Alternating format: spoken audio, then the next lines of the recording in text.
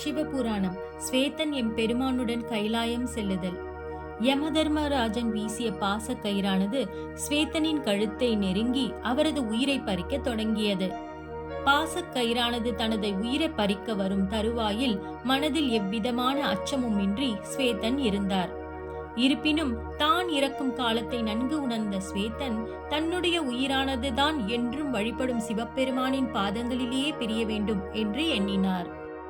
பின்பு தான் வழிபடும் சிவலிங்கத்தின் மீது விழுந்து சிவலிங்கத்தை வாரி அணைத்துக் கொண்டார். அந்நிலையிலும் ஸ்வேதனின் கண்களில் சிறிதும் அச்சமும் இன்றி பேரானந்தம் மட்டுமே இருந்தது.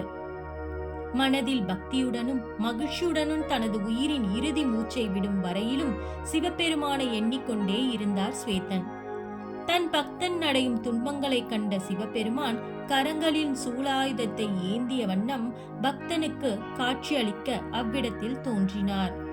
தன்னுடைய பக்தனின் கழுத்தில் உள்ள பாச கயிற்றால் அவன் துன்பம் அடைவதைக் கண்ட சிவபெருமானின் கண்களில் கோபம் மிகுந்தது. எம்பெருமான் யமனை தன் சினம் கொண்ட பார்வையால் ஒரு கணம் கண்டதும் அந்த பார்வையின் உக்கிரத்தை தன்னால் தாங்க இயலாமல் யமதர்மராஜன் தான் அமர்ந்து கொண்டிருந்த எருமை வாகனத்தில் இருந்து கீழே விழுந்து மடிந்தார். திடீரென தன்னுடைய கழுத்தை இறுக்கிக் கொண்டு இருந்த பாச கயிறானது வலிமை இழந்துவிட்டது என்பதனை அறிந்த ஸ்வேதன் கண் விழித்து பார்த்தபோது அங்கே சிவபெருமான் இருப்பதை கண்டதும் ஸ்வேதன் அளவில்லா ஆனந்தம் கொண்டார். இந்த எளிய பக்தன் தங்கள் மீது கொண்டுள்ள பக்தியை கண்டு தன்னை அழிக்க வந்த எமனிடம் இருந்து என்னை காக்க வந்த எம்பெருமானின் பேரருளை நான் என்னவென்று போற்றுவேன் என மனமுருகி எம்பெருமானை பலவாறு துதித்து போற்றினார். எம்பெருமானான சிவபெருமான் ஸ்வேதனை கண்டு உனது பக்தியால் யாம் மனமகிழ்ந்தோம், வேண்டும் வரத்தினை கேட்பாயாக என்று கூறினார். ஸ்வேதன் எம்பெருமானை வணங்கி அனைத்து உயிர்கள் இடத்திலிருக்கும் பரம்பொருளே, நான் என்றும் தங்கள் மீதான எண்ணங்களுடன் தங்களின் அருகிலே இருக்க தாங்கள் அருள வேண்டும் என வேண்டினார். ஸ்வேதனின் வேண்டுதலை கேட்ட கருணை கடலான சிவபெருமான், யாருக்கும் கிடைக்காத அரிய இடமான கைலாச பதவியை உமக்கு அளிக்கின்றோம், இக்கணம் முதல் என்றுமே என் அருகிலே இருப்பாயாக என்று கூறினார். அவர் கூறியதை கேட்ட ஸ்வேதன் மனம் மகிழ்ந்து, எம்பெருமானே, யமதர்மராஜன் தங்களால் அவருக்கு இடப்பட்ட பணியை செய்யவே என்னை தேடி இவ்விடம் வந்துள்ளார். இதில் அவர் மீது எவ்விதமான தவறும் இல்லை.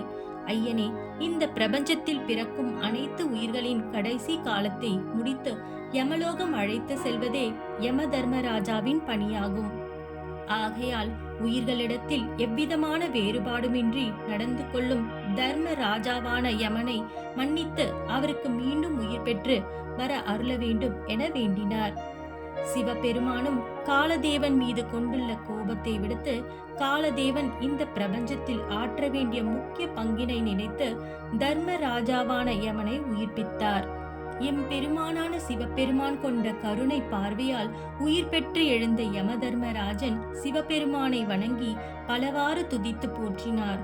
பின்பு ஸ்வேதனை வணங்கி, எம்பெருமானான சிவபெருமானின் மீது உண்மையான பக்தி கொண்டவர்களுக்கு எவ்வளவு பெரிய இன்னல்கள் ஏற்பட்டாலும் பரம்பொருளான சிவபெருமான் அவர்களை கைவிடாது காப்பாற்றுவார் என்பதை தங்களது பக்தியின் மூலம் இந்த பிரபஞ்சம் அறிய இந்த திருவிளையாடல் நிகழப்பட்டுள்ளது. இதில் தங்கள் மூலம் நானும் இத்திருவிளையாடலில் ஒரு அங்கமாக இருப்பதை எண்ணி மகிழ்ச்சி அடைகிறேன் என்றார் தர்மராஜா.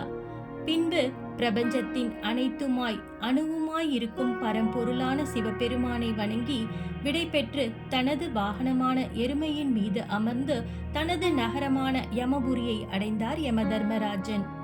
ஸ்வேதனும் எம்பெருமான் அருளிய வரத்தினால் திவ்ய ரூபம் பெற்று சிவபெருமானுடன் கைலாயம் சென்றார். எம்பெருமானான சிவபெருமான் மீது கொண்ட பக்தி உண்மையாக இருக்கும் பட்சத்தில் அவர்களுக்கு ஏற்பட்ட துன்பமானது சூரிய ஒளியினால் கனப்பொழுதில் விலகும் இருளை போன்று விலகும். எனவே ஈசனை பணிந்து வணங்கினால் மரணத்தையும் வெல்லலாம். அனுதினமும் சிவபெருமானை மனதார வணங்கி வர அவர்கள் வாழ்வில் உள்ள பிரச்சனைகள் நீங்கி சுபிட்சம் மலரும். ஓம் நம சிவாய.